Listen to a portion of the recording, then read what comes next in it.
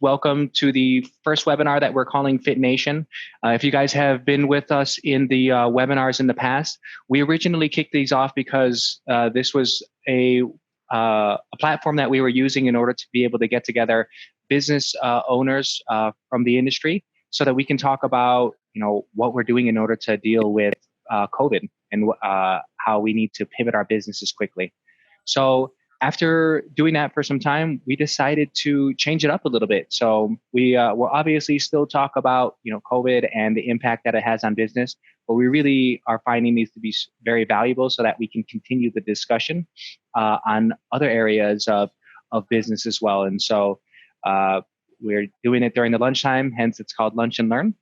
So without further ado, let's go ahead and get it kicked off. So start it off with a quick round of intros. Maybe we can, just to keep it easy, go from Junior, Derek, and then myself. Hey guys, thanks for joining. Thanks for having me. My name is Junior Leoso. I'm the owner of Pacific Beach Training down here in San Diego. Excited to share some info with you. All right, so I'm Derek. I'm the Director of Corporate Wellness at Virtue Gym. So I'm working directly with our corporate partners as well as our providers, helping them with their programs. Also had the pleasure of speaking with Junior several times. So I'm looking forward to extracting some more good information from you today, Junior. Yeah, and my name is Kalen Pino. I'm the head of the U.S. market here for Virtue Gym. And Derek and I are going to be going through a great program today so that this way we can learn a little bit more about Junior, his background, how he got started within his career, his advice for new professionals, lessons learned through his time, and so much more, so that this way everybody can take that wisdom and experience and be able to apply it to their businesses.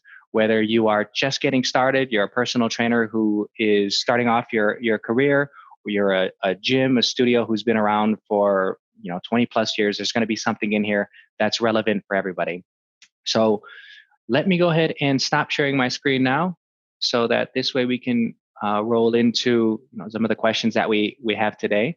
So I know you gave a brief introduction already, Junior, but yeah, let's dive into a little bit more detail, especially for those who haven't had an opportunity to listen to the past webinars. Tell us a little bit about how long you've been working in fitness, and how did you first land in the world of fitness as a career? So I've been going now 20 years, almost 21 years. I first started in a well-known big box gym in 2000 during my days in college. And I got started because really as an athlete, we kind of lived in gyms anyways, and we're always running and playing. But ironically, contrary to popular belief, I was not a big weightlifter. I wasn't a big powerlifting fan. I loved playing football and I loved boxing. And, a lot of our training was based around the sports stuff. So that's how I actually got in there. So much of my time in the early years spent in the gym was, to my own knowledge, running around what we used to call then the Group X rooms or the aerobics rooms. We do a lot of stuff there. So that's how it all began once upon a time. Awesome. And how long ago was that? When was this? So my first start was in 2000, would have been just about the summer of 2000, because I was going into my sophomore year playing football, and one of the local gyms was hiring, and we had started out there and gone through the 90-day program and got ramped up as trainers. So yeah, man, 2000, that's crazy to say. To me, that's like 5 years ago. That's literally a lifetime ago.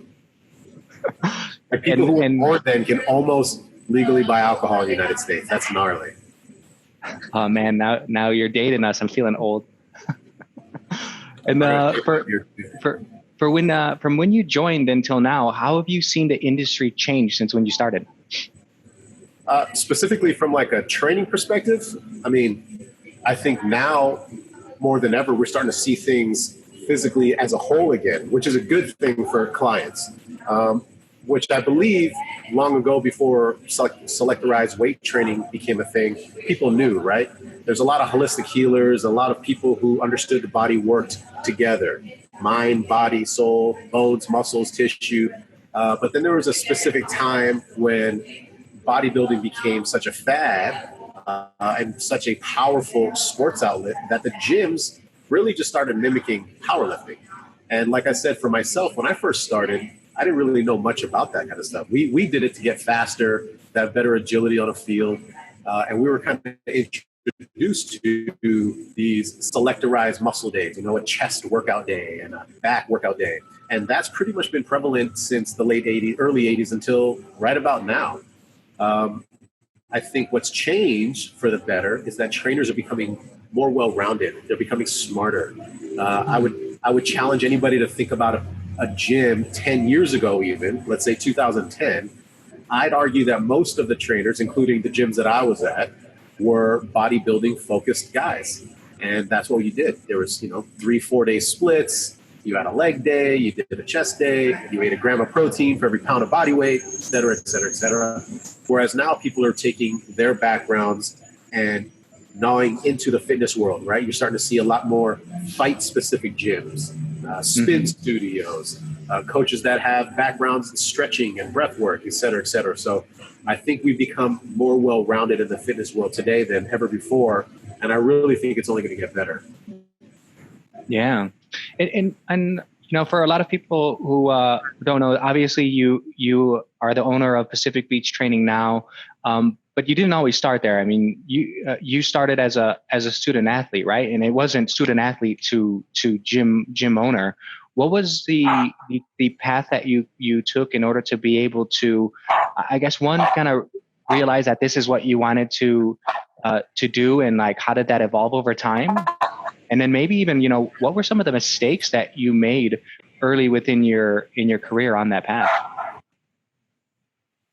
So I was a trainer for a long time, and going through the big box gyms, I followed that trajectory. The goal was to become a high earning trainer, because back in the old days, when we used to be trainers, we would have to get paid on a sliding scale based upon your education or certifications, right? So this gym that everybody probably knows very well would you get a pay raise every time you got another notch on your belt. And so for a long time, we chased that.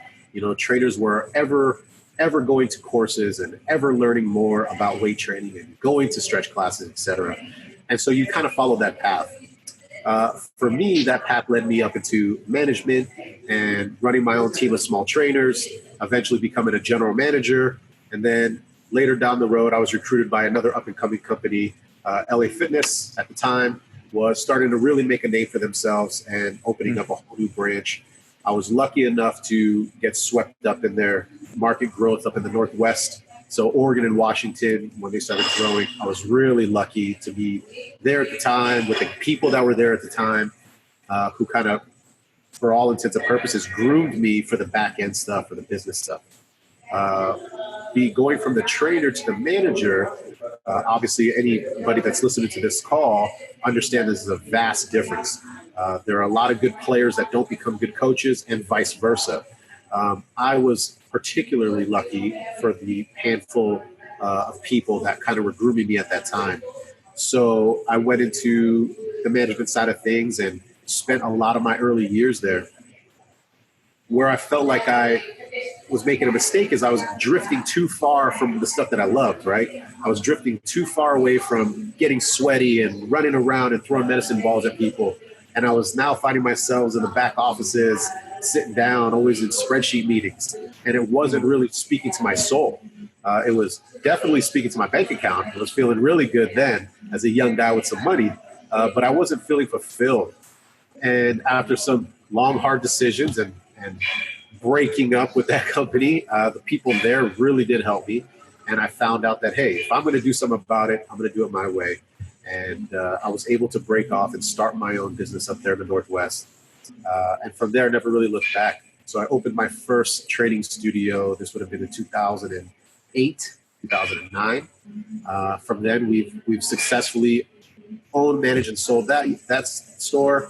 My wife and I had moved to Las Vegas in 2010. We opened a facility there. Um, Definitely bit off more than we could chew at the time, but learned the hard way about going too fast too soon. We did fine. We ended up making it work. We were surrounded by great people there as well, and eventually made it here to San Diego in 2012, where we've successfully managed and owned these gyms now for going on 9 years. Mm-hmm. So the path really never really left fitness in general. It was just more of leaving the ditches for, getting with the clients every day, moving to the management side, understanding that piece of the puzzle, which ultimately, although might not have been the funnest days, ultimately is what groomed me to be able to do what I'm doing now, to be honest. Yeah. Wow, that's interesting. And I think you said that you opened your facility 2008, 2009. So it wasn't exactly when the economy was looking its strongest in that. So that, I like two questions on that one. What was it like to, being able, doing that? Because I think many business owners who are, or people who are considering doing that in this moment can learn a lot from it. And then the other kind of follow-up question to it is, what similarities and differences do you think would exist now versus then? So ignorance is bliss. People tell you that all the time, and it is so true, because when you're broke, you don't know that it's bad out there, and I was pretty broke at the time that I decided that I was going to be a business owner. So having any money at the time was a blessing. And had I really probably understood the scope of the global economics at the time, I probably would have been in a different mindset, but I had no idea. I just knew that I wanted to do something, and I had people around me that were willing to help. So we did it. Lucky for us, our model at the time was a private training studio setup. So we literally rented what was a converted office space into just enough size to put a couple of squat racks and some dumbbells. And that's what we used. Outside in the Northwest in Portland, Oregon, the weather isn't always favorable, but when it is, we were able to use the outsides. From that time till now, if I could give anybody any insight on how to do it if you're considering doing it, I'd say wait longer. If you're just now thinking, hey, my goal is to open up my own training facility, that's a good place to start. Don't burn the bridges you're on now. And as a matter of fact, I'd ask for help from the people that are going to be in your corner. The last thing you want to do is jump off too soon, too fast, too soon. You don't know what's down there. You don't know what's out there, and you're going to be by yourself. So if you're considering doing it, take some time. The options are always going to be there. Take 3 months, 6 months, take a year, plan it out, save the money, get your investors, make sure that the people you're currently working with are going to be having your back when you do go out there, because you don't want to be a trainer in a world full of trainers where nobody likes you and nobody's going to help support your business. Having said that, what's different now than back then is people are a lot more aware and conscious about their health. We're in a time now, and especially in cities like San Diego, where health is almost the number one priority, right? The economy's going down. People are losing their jobs. We're not buying as many expensive cars. And yet supplement sales are going up. Online fitness sales are going up. Online fitness product sales are going up. And what that tells you is people, as we get older, especially, we start to understand that all that other stuff isn't really as relevant if we're not healthy. And people are really chasing that, which is a good thing for everybody on this call. And it's a good time to be in this industry, because we're almost, and I wouldn't have said this 10 years ago, but we're almost bulletproof. If you're doing the right things and helping people, this is what they're trying to do. They are more than willing to spend the money on you, on your products and services, than any other strategic projects out there. And that's a great place to be.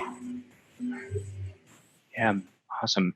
And yeah, we talked a little bit about, some of the challenges and that existed, and sharing a little bit of vulnerability on the early mistake that you made. But, from the other side of it, looking at the accomplishments in that, you've been running a business successfully, and multiple business successfully since 2008.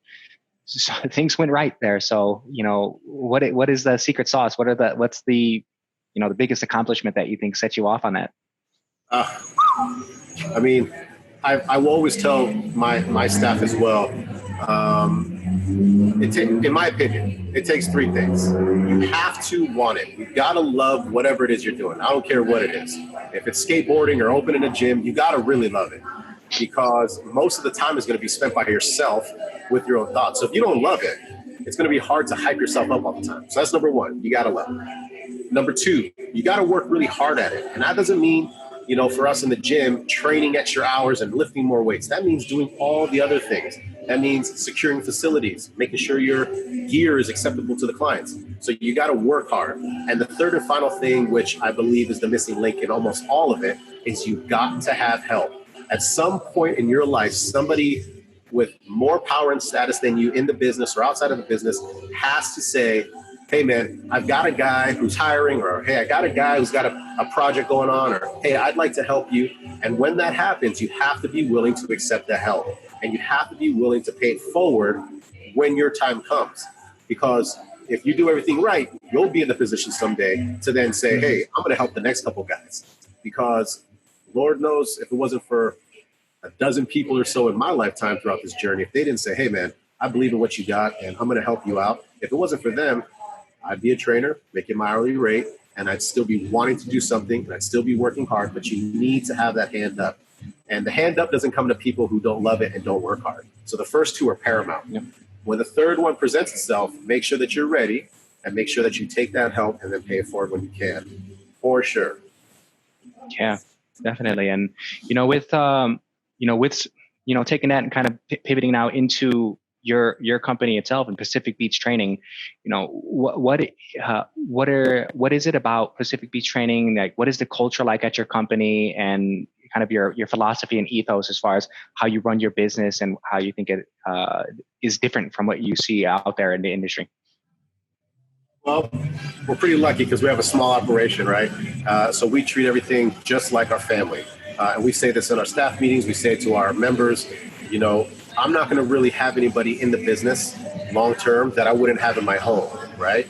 I'm not going to have, we're not a humongous facility, so we don't have to just let everybody in a good way. We can pick and choose the type of people that are groomed to fit our culture. This is a family place. We spend a lot of hours in here. We probably spend more time together than we do with our spouse and children at some times, right? So we have to have that kind of culture here.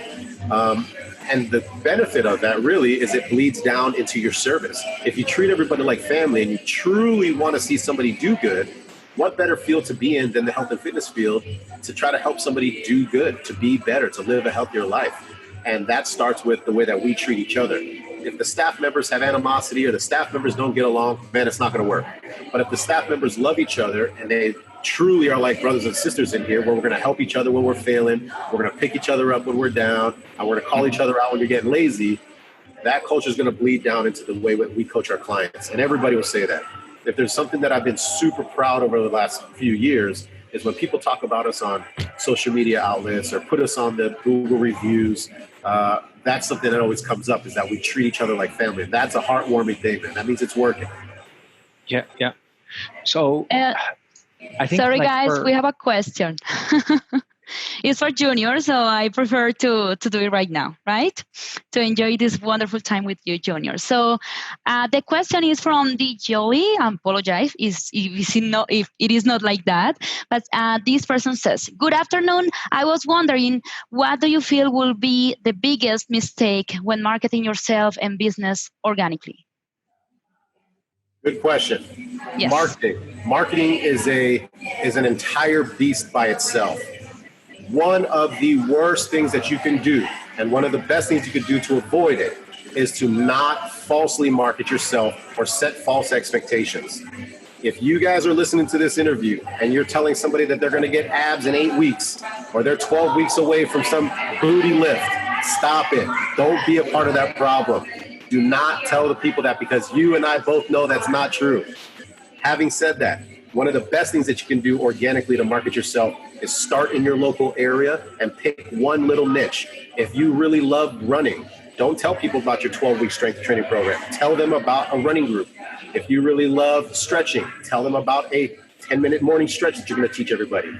Be specific and don't be a liar. If you be specific to something that's true to you, it's easy, because anybody's going to pick up the phone, call you and say, hey, Johnny, I want to take your 10-minute stretch routine. And you'll be able to talk about it with wholehearted facts. And you'll talk about it with passion, and people love that. That will bleed into the rest of your training program. I hope that helps. Yeah, definitely. Yeah, and if anybody else has any questions, feel free and drop them in. Yeah, we're happy. I mean, Yes. this interview is for you guys. I mean, if it's just us and Junior, I mean, we would just be going through our own questions. But this interview is as much yours as it is ours. So if you have a question, go ahead and drop it in there, and we'll definitely bring it up in the interview itself. So keep them coming. Thank you. Thank you. Yes, actually, Kaylin, I apologize. We have another one. Yeah, bring it up. That question is, how can you effectively market and recruit clients when you are operating, but when your operating budget is low? How can you compete with free programs as opposed to getting clients to pay for your program? Good question, and I think this one comes up a lot. Yes. And I want everybody on here who's a coach for a living. If you guys are listening and you're a professional trainer, professional coach, let's keep applauding the freebies, okay? Because those guys are free advertising. How cool is it that it would cost you $1,000 to go and shoot a video, tell somebody about how the benefits of weight training can help them lose body fat, when some chick next door is going to do it for free, right? Let them tell the story. It's okay. You and I both know that if somebody's giving away programs for free, they either are really good at it because they have a back-end product, or they're just starting and they're getting attention grabbers, okay? So free marketing is never a threat to us. It can only help us, okay? Secondly, the way you compete is stay local. Don't try to break out too vastly. Online marketing is all about your budget and ad spend, right? Now you want to be super selective. So if I'm in San Diego, California, I'm not going to run a nationwide campaign to compete with everybody all over the country. As you learn more about how the marketing budgets work and paying per clicks work, you'll start to understand how hyper-focusing is your best friend. And there have always been a billion coaches, and there always will be. You will get them. Be effective with what you do. And it's okay for you to give out free stuff as well, right? I don't know how you guys do it in your gyms or for your training, but there should be some type of grab. Not everybody is going to be ready and willing with a credit card in hand, and that's okay. If you're confident in your skill set, I have no problem giving away 1, 2, 3 free private lessons, because I'll probably lock that person in for 5 years. And not as a bragging thing, but when we bring people in, we get it done. And we have a clean system. People feel like they're in the right place with professionals, and we lock them in forever. So don't be afraid to do the same thing as well. If you really feel like, hey, everybody in my neighborhood's doing free workouts and free boot camps, offer one too. Do a free boot camp. And just so you guys know, for the better part of 9 years, my team and I have done a free workout across the street at that beach every Sunday at 8:15 a.m., completely free. We go take our butts out there. We set up 25 stations with kettlebells and hydrocore bags and cones. We teach the community for free, whoever wants to jump in. And I can't tell you how many signups we've had since that over the years. It's a simple, effective, easy thing that all of you guys on this call can do tomorrow. Pick a day in the week, pick a time, and start training for free. Let the community see who's out there. It's the same way for us. We hardly ever go out and buy something new on the first try. Most of us want a free sample at Costco, a test drive at the dealership, so on and so forth. It's nothing new, so I would partake in that if I were you.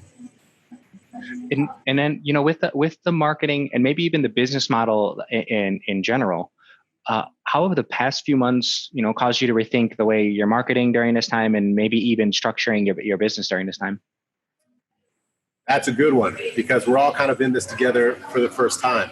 And what it's done for us is, one, I got to give my shout out to Virtual Gym here, because during the first shutdown, Virtual Gym pretty seamlessly allowed us to transfer over online when we were able to leverage the ad banners to add our Zoom links and make it super simple for clients. They really hardly even notice, to be honest. But what it has taught us is that we can do so much better at the production of our online teaching. We were able to do it, and I think for all intents and purposes, we were pretty raw, right? We were teaching classes online. We were teaching classes online and talking to people directly through the camera. So, we had a lot of up close faces, and, all that kind of fun stuff. But what it's taught us is that we can do better there. Our processes and our products and our plans were perfect. But what wasn't was the way we were shooting the videos and streaming them. So this time around, we've done much better. As far as the marketing goes, For us personally, we just pivoted with our price points, and we turned all of our in-person ads off for now. And we are doing only the online program. So as some of you guys know from the previous calls, we do a $5, $10, and $15 online package. And those have been pretty successful. Those are keeping us afloat. And hopefully, when this all blows over, some of those people will transition to in-person clients as well. Yeah, definitely. And there was another question in here as well that's right along the same path of conversation that we're having. So this one's from Felicia. So she's asking, how can you effectively market and recruit clients when your operating budget is low? And a follow-up question on that is, how can you compete with free programs as opposed to getting clients to pay for your program? Yeah, same thing. Don't feel threatened by the freebie, guys.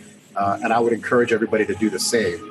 Whether you do group classes, especially, now hear me out, especially if you guys are in the group training world, there's no reason why you shouldn't be offering free clients. You're already there. There's zero reason for you to say, no, you got to pay for next time.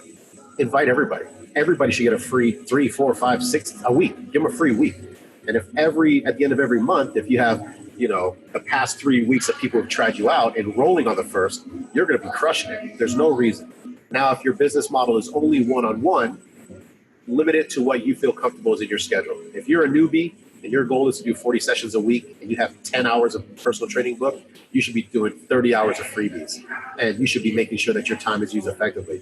If anybody on this call is not working their full work schedule and then complaining about their income later next month, we only have one person to blame, and that's us. And the same goes for me. When my in-person clients go down, we immediately kick our butts and put them online. I don't know if you guys can see, but we've got a table back here and all the water back there. This is where all of the trainers will sit, and we all have 4 laptops, 5 laptops across, and we all are giving out free content, Instagram Live, doing online training, etc. So if we're not booked, we're teaching anyway. I encourage you guys to do the same thing. If your operating budget is super low, hold off. Not everybody has to go big, right? This is going to be a way for you to scale. If your operating budget is low and you don't have that income yet, start locally. Go door to door. Host an outdoor boot camp. Host a parking lot boot camp. You should be boot camping your butt off because you have nothing else but time. Once you earn an income, you can scale one of those boot camps down, boost your online marketing for one of those boot camps, so on and so forth. Let's say you start out with 5 locations. Once you start killing it, remove 1, take that ad budget and pump up to 4. Remove 1, pump it up and bump it up. Who knows? You might end up with 2 full high-paying boot camps, and then you don't have to worry about personal training as far as an income's concerned. But make sure that if you don't have the budget, you better have some time, and then we can start trading budget for time as you scale. Well, so Junior, what I'm thinking about is obviously you're someone who's been, you're a humble guy, but I'm going to say it for you. You've been very successful. Whether you're admitted or not, you have been. And obviously you've come up with great ideas yourselves, but you also talked about how you've had, dozens of people who have really assisted you over the years and kind of, I guess, forming your strategies, forming your thoughts, et cetera. So I'd be curious to know about your relationship with mentors. Do you currently still have mentors? Are you meeting with them regularly? Are you using them for strategy? Is it more so inspiration? What's kind of that relationship you have? And that's a good one. And so I talked about that third pillar about people being ready to accept help, and you're going to have that at some capacity in your life. And for me, that's certain. I've got a handful of mentors that I still stay in contact with. 2 of them live here, so I'm lucky to meet with them. One of them has been a longtime client of mine. Matter of fact, no joke, today's the 30th. Today is his 88th birthday. No joke. Today. He turned 88 today. This gentleman's been with me for some time now, and I've been a major influence on the business side of things. And, be the first guy to smack your hand when you're reaching too far outside of your realm, and be also the guy to kind of push you forward. This gentleman specifically has multitudes of successful businesses, and just by sheer hard work. I mean, the guy's, one day, I'll tell you his name in private, but one day there'll be a book about this dude for sure, if not a full featured film. But yes, I meet with him weekly. So we do a coffee weekly, and we sit down and I bounce ideas off of him, and he helps me with all those things in the back and the backside of the business. On the front side of the business, I've got two gentlemen that I rely on heavily that are other coaches in the industry. One of the guys has been around for a long time and runs a very successful martial arts business. And this is the guy that I go to say, hey, I'm going to go do this thing and I'm going to make this flyer and I'm going to offer this class. And he'll be the guy that I wait to see initial reaction because he's never going to fluff you, you know. And what's really cool is these two guys that I talk about want to see me succeed. So there's no agenda there, right? You know, there's no like when you tell your buddy something, the first thing they're looking at you is like, I don't know about that. And really what they're saying is not that they don't know about that idea. They're saying they don't know about you, right? And it's kind of disheartening. So when you're lucky enough to find mentors that want to see you do well, hold on to those guys. And a mentor doesn't have to be some ancient 88-year-old guy. It just so happened how it was for me. It could be a younger person, right? It could be somebody who understands the processes of running a business, any business. It could be plumbing. It doesn't matter. But they understand what it takes to manage people, manage a schedule, and how your outward appearance is reflected to your potential clientele. And all those things help. I think all too often personal trainers especially get caught up in, you know, I got to have some abs before I do my Instagram ad. And that couldn't be further from the truth, man. Couldn't be further from the truth. So yes, I have mentors. Yes, I see them and speak to them regularly, and they are critical to my success. And if I understood correctly, you also have not necessarily mentors just in the industry, but outside as well. Is that just kind of help shape that all-encompassing thought and try to get diverse viewpoints of someone from a very different viewpoint? Yeah, dude. I mean, it happened organically with this guy, but because his perspective had nothing to do with fitness, he really never had any advice to give about weight training or the equipment, right? Because he's coming from a pure perspective of this is how you do right. This is what you're supposed to do if you're going to do things right. And it just gave me so much more of an eye-opening exposure to, wow, there are a few things that I was doing that were kind of iffy because I was pandering towards guys that wanted to come and lift weights. I was pandering towards girls who just wanted to use yoga pants and take Instagram photos. Now he had me really thinking about the business as a whole. And I cannot tell you, financially, it's blown our business up over the last 6 years. Financially, taking and heeding his advice has skyrocketed our income from a perspective of being more open and not being afraid to not have, you know, the gym that just has the supermodels in there lifting weights. And man, game changer. Yeah, Junior, I can tell you, I also was fortunate to have several mentors, still have them. I'm constantly trying to get more as well. And oddly enough, back to what you had said before about the don't burn bridges. That's something that was taught to me with my very first mentor relationship. And I kind of had a similar experience without going into details. I took the advice. I could have gone a different way with some kind of social interactions, etc. I maintained that relationship and was afforded an opportunity later because I didn't burn that bridge. So obviously that was really good advice that mentors gave both of us. So maybe the hardest question of the day for you, Junior, if you look back on kind of all those different advice that you have received over the years, I guess in addition to that one, what are some of the other big ones stick as like, wow, these are like golden rules I really take to heart? Without a doubt, man, and I think it's hard if you don't have children yet, but without a doubt, it's to spend time with the family. So this gentleman that I'm speaking of particularly worked his butt off for the better part of 60 years, probably, right? 3 or 4 multi-million-dollar companies. None of them were sexy companies by any means. They were just the things you need to have in life. And it's almost heart-wrenching when you talk about it and you bring it up, especially in our neighborhood. There's a lot of very affluent people here. And one topic that comes up a lot is, man, you know, if I could, I would spend more time with my kids, or if I could, I would have done more vacations with my family.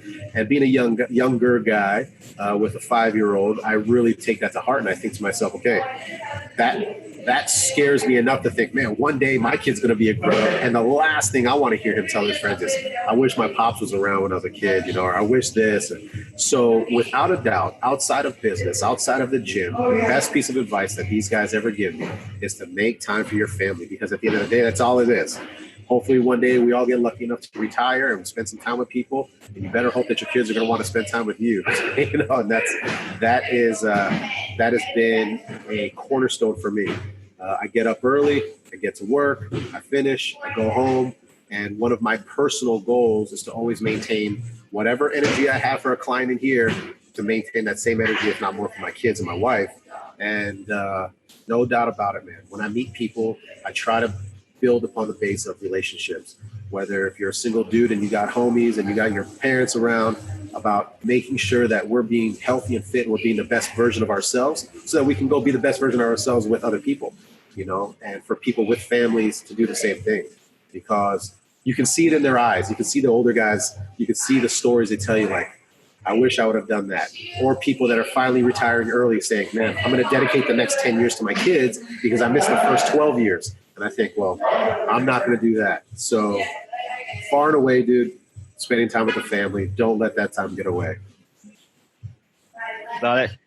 No, I think that's powerful for news as well. And I'm sure this is going to be an assumption, but I feel pretty comfortable about this assumption. A lot of people probably come to you for mentorship as well. I wouldn't be surprised if you've had people reach out to you directly just from, some of the conversations we've had in the past. And I think, we could talk about the business component or, like the fitness industry, but I think a lot of it's like intrinsic desires as well. So we already asked you about, what would you do differently? You would kind of give the recommendation if you were starting again to be a little bit more patient. But, once again, you're humble. So I'm going to say for you, you're a successful guy. What are maybe some of the intrinsic things that you think are going to be key to that personal success? Understanding who you are and who you want to be around. It took a long time for us. Nowadays the younger guys have the power of social media and the internet in general, right? You have a question, you can get it answered. If you feel a certain way, you can get some insight and instant feedback. When I was in high school, I don't even know if we had a computer up in there, let alone the internet. So we didn't have that stuff yet. We kind of went through the rigmarole of listening to your elders and finding out over time. The benefit for the guys nowadays is they have time on their side. They can get instant access to some information. Intrinsically, people need to understand who they are first. And that's not going to happen tomorrow, right? That didn't even happen for me all the way yet. Who you think you are today can change tomorrow, and that's okay. That's a big part of, quote unquote, discovering yourself, right? Is that what we wanted last year wasn't wrong, even if we don't want it this year. It's just different. Times change, and the fruits aren't going to go to the strongest or the fastest. They're going to go to the people who adapt most often and most quickly.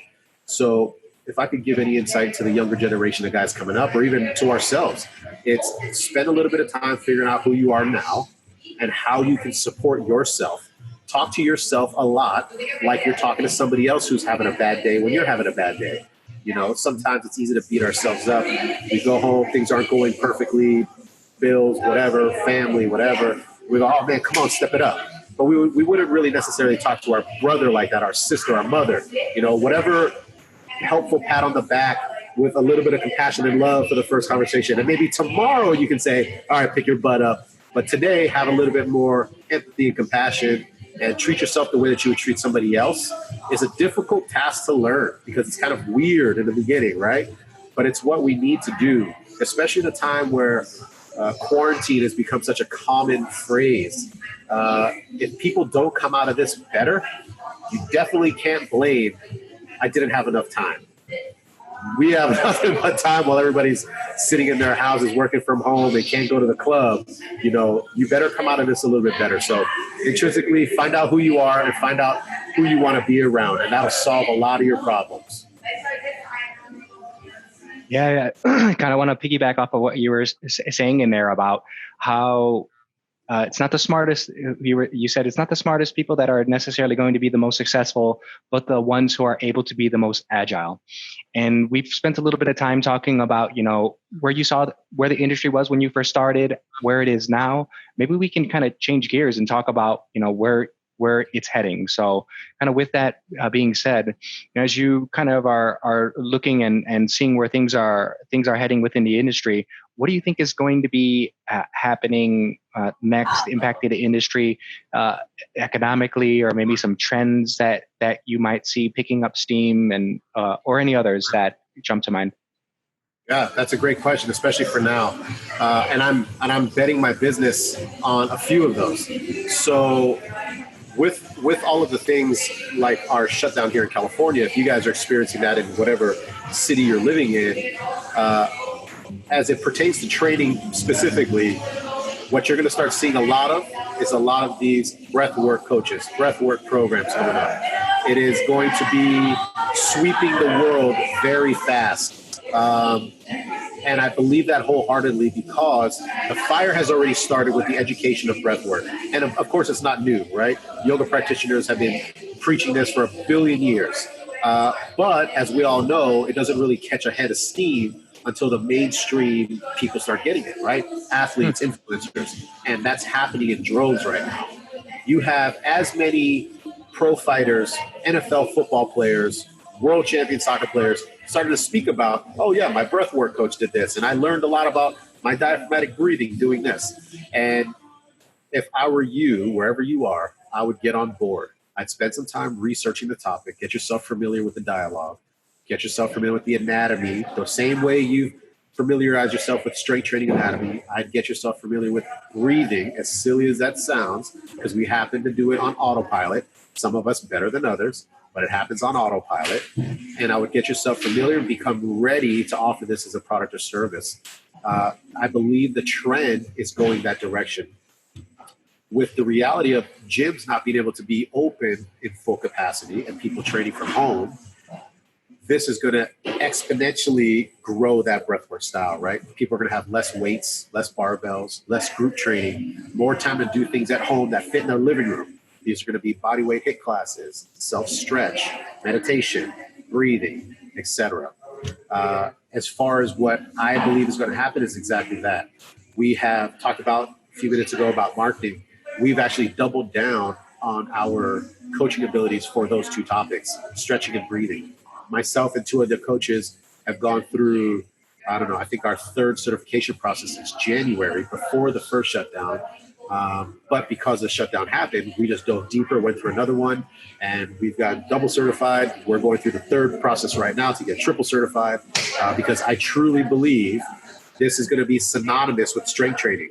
And for the rest of the world, in the next 2 to 3 years, breath work will be absolutely something that's offered as a program in mainstream.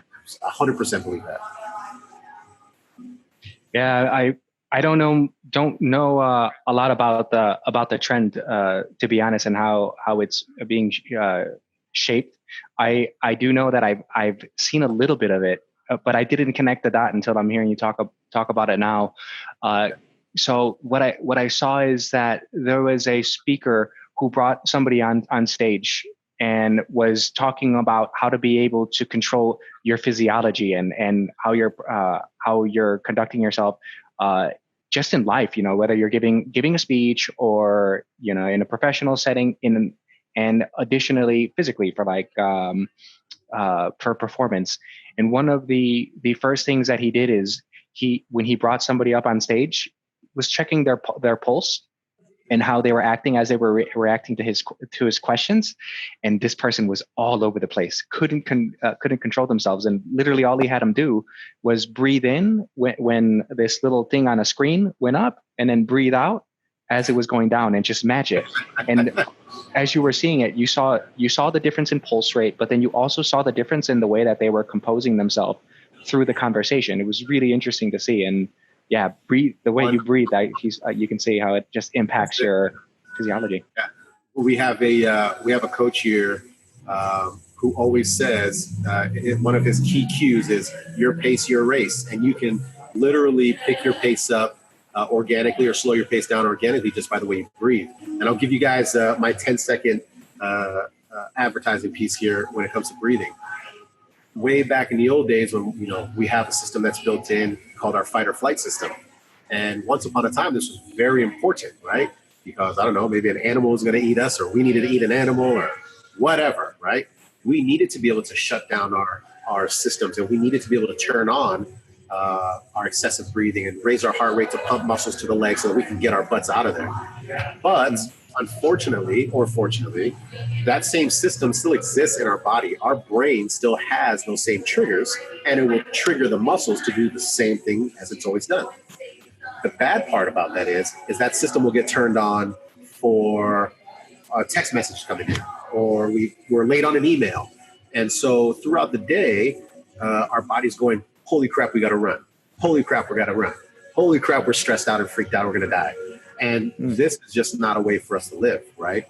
We need to start teaching ourselves how to get back into the relaxed state. So we're not always fight or flight. We are now chill mode.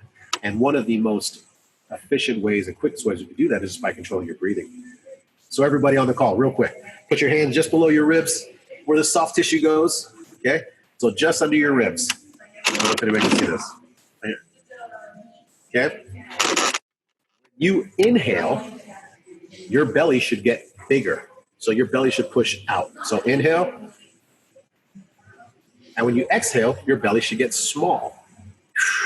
Deflated, okay? That, my friends, is where your diaphragm sits. Every time you breathe, you should be breathing like that. Sometimes bigger, sometimes shallower, but it should always go out when you inhale and back in when you exhale.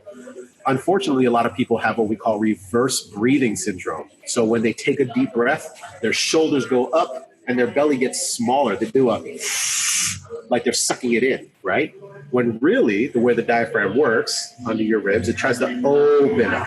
So my diaphragm needs room to open. So if I'm holding my belly in, not only am I not getting a full breath, but I can be triggering my fight or flight system.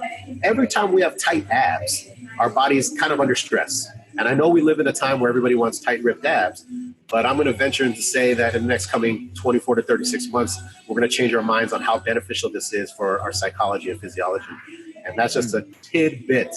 So if people start treating their abs like they treat their shoulders, massage, stretch, elongating. When's the last time you went to the gym and your trainer stretched your abs? When's the last time you massaged your abs? I don't know. When's the last time you were mindful of how we breathe, right? This goes deeper than just taking oxygen into our lungs. This goes into how our body thinks we're reacting to something. If somebody spooks you, if I jump out of the door and go, boo, you're going to go, right? This is protection mode. So if I'm breathing like this all day, my body's getting this signal, right? If you're sitting at home eating Thanksgiving dinner and you're chilling on the couch and the only other person in the house is somebody you trust and love, you're probably sitting on the couch and your belly is raising, watching TV, watching football. That's because you're in a total relaxed mode. So catch yourself at work all day. If you do this, man, take the headphones off, get away from the computer because your body is starting to get tight. If you feel your belly expanding and shrinking, expanding, you're in a good place. And that's my little coaching tip for everybody at home today. Yeah, that's awesome. Thanks for sharing that. Yeah. Maybe switching gears a little bit and kind of taking the trend idea and flipping it a little bit. What do you think might be one of the most overrated trends within the industry right now then? That's easy. It's without a doubt, it's all these booty gains. The booty gains, get your booty gains. I can't tell you all the time I see the little peach in the Instagram comment, I just crack up. I have to read, I gotta read it. The most saturated market is by far get your booty gains. And some chicks got the band around her thighs doing hip adductors and adduction, right? I don't know what part of your butt that's gonna gain, but it's probably not the part the girls want, right? So the most inflated marketing and probably unstudied section is the booty gain section. I think what ends up happening later, guys. What ends up happening is ladies end up with bigger thighs than they want, and their butts never really grew because it's a very specific motion. So if you guys are out there and you're doing the 10-week booty gain program, stop lying. Make sure you do some other stuff. You cannot squat your way to a bigger butt without your thighs becoming big too. This is how the body works. Awesome. Perfect. Well, let's, if you guys have joined us before, one of the things we want to do as well is just make it easier for you guys in order to be able to ask the questions to Junior. And for those of you who have been doing it through the chat, that's great. I think we went through and answered all of those already. But if you would like to participate within the conversation as well, there's the possibility to go in there and click on this button that allows you to raise your hand. Click on that if you're brave and you want to go ahead and ask your question in chat and directly to Junior. So feel free and do that. But also, Celia, it sounds like we might have missed one, huh? Actually, we have two questions. The first question that we have for you, Junior, is I have been coaching people through making life changes to support their fitness goals. I am not a certified personal trainer. Would you suggest to get certified? I am working toward making this my primary career. Absolutely. And I've talked about this on some other calls and with my staff. I'm not a certification hound. Certifications to me are like a driver's license. And we all know that there's a lot of people with driver's license that can't drive very well. That's that. Okay. So getting your certification says, I've done the due diligence to do the studying and work, and now I'm going to start learning, right? This is where my education starts. So from a professional standpoint, if you plan to make this your business, 100%. Do the due diligence, prove to your clientele that you're doing the work on the back end, right? So that's the second pillar. You got to do the work. Get the certifications. I trust that more people will be better drivers than the crappy drivers, so that's a good thing. It will also teach you where you're going to want to go. When we first walk in, everybody gets the certified personal trainer certification. Whatever accredited field you choose from, I don't really have a favorite. But once you get that basic certification process, you'll start to see, there might raise questions for you in there, whether or not you're the type of person who's going to focus on nutrition, sports and agility, rehab. There's a zillion angles that you go in from there once you get that first one. So you'd probably be helping yourself out by getting that first cert. Awesome. Okay, the second question is, Junior, due to COVID-19, many people have been faced with loss of income and lack of motivation. How can you set a price fee for your services to those that are having financial difficulties? So making sure that you're doing your part first. We talked about on one of those webinars about people that are deferring their rent payments, right? So if you're a business owner and you have a brick and mortar place already, and or your actual home, if you are receiving any type of financial benefit from your state government, from the government as a whole, from your landlord, make sure that you pay it forward. Pillar number 3, if you get help, give help, right? So if your landlord says, hey, Johnny, you don't have to pay rent right now, catch me up when you can. You're going to tell your clients, hey guys, if you can't pay now, it's okay, but catch me up when you can. Don't get a favor on this end and then start poking people on this end, right? Because here we have to be thankful and here we got to be thankful. Having said that, also be very aware that this in time will pass. We might struggle for a month or two, which for a lot of trainers is 1 or 2 pay periods, right? If you're doing a monthly billing, you might miss one, or you might get a discount on one. If you're doing private lessons, we probably only get paid in bulk anyway, so you can get caught up when things get better.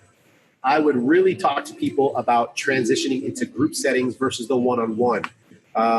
We have done that with our people here. We just had 2 or 3 people doing some stuff to get some gear here. We pick up the gear, take it to their house. They can jump into classes. Instead of them paying their $149 a month, they're paying $79 a month or $59 a month or whatever you figure out. Just make sure that you're paying it forward. So understand the situation, be a good human, and pay that forward. It'll come back for sure. That's awesome, Junior. And actually, we have a last one. What books are you reading now?